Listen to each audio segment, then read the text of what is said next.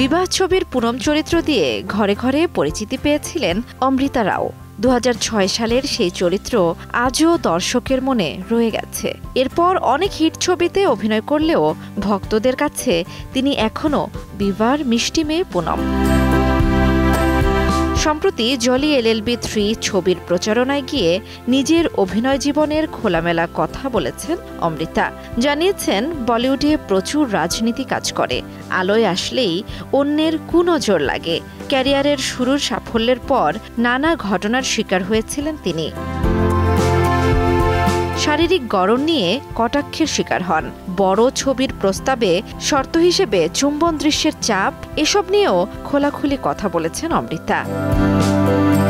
Party বা award শোর ঝলকানি তার ভালো লাগতো না, কাজ শেষে বাড়ি ফেরাই ছিল তার অভ্যাস। তিনি মনে করেন এই স্বভাব আসলে বলিউডের চাকচিক্যের সঙ্গে যায় না। তবু বিবাহ ছবিকে তিনি নিজের জীবনের আধ্যাত্মিক অধ্যায় বলে মনে করেন। জান্নাতুল দোলনা, সময় সংবাদ।